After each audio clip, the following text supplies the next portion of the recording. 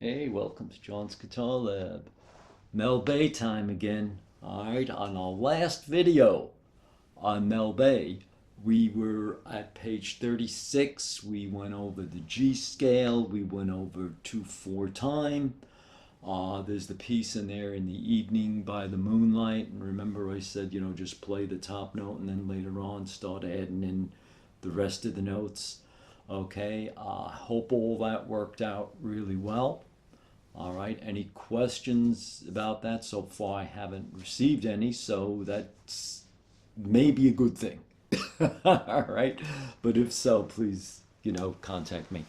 Um, Page 37, chords in the key of G. We already know these chords.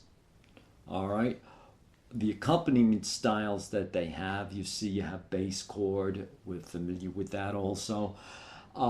You see you have the horizontal strokes that indicate, that with, they have the chord symbol up here, and this would be, you could play the C 4 times. The one thing I wanted to bring up here is the repeat sign that they use for the chords. You see this? You have a dot here, and a slash. When you see that in a measure, okay, it means to repeat the previous measure. You would see this used almost exclusively with chords. But, it's to repeat the previous measure. If there were notes in here and they use this, and it's a lot of times they'll use it with, they want you to redo a phrase. For instance, let's say we have something like 2, 3, 4, 1, 2, 3. So they'd write it down maybe once, and then they'd have the repeat sign because you're going to be playing exactly the same notes. So instead of writing out all that music and saying, all right, I want you to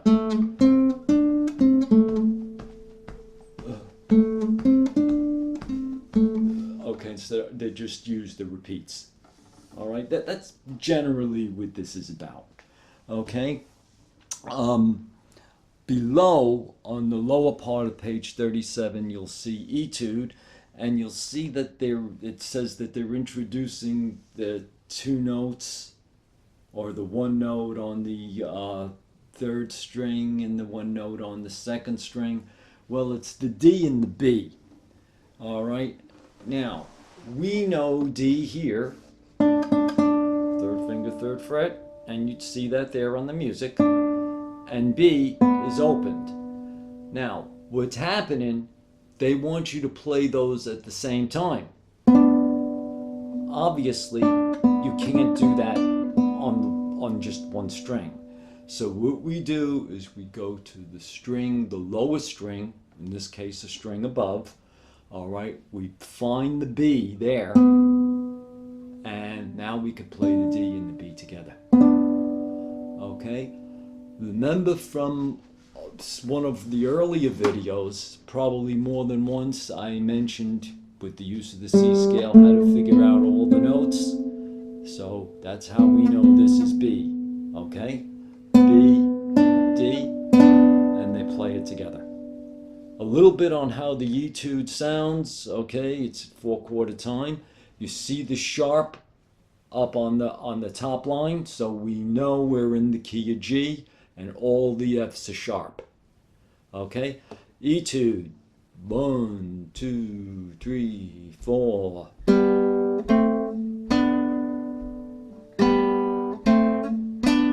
Okay, I'm gonna stop right there because there you saw me go like this. You also do it this way. Okay, and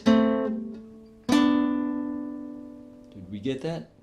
Okay, so there's a couple of ways to do this. All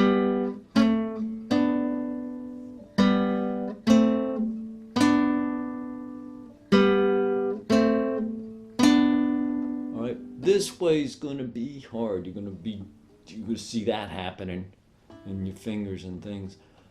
Again, once you get it one way, you work it a little bit at a time the other way.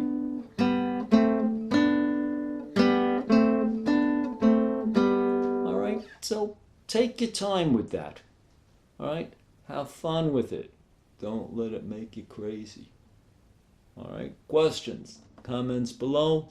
If you like what you hear, give me that thumbs up. Please subscribe.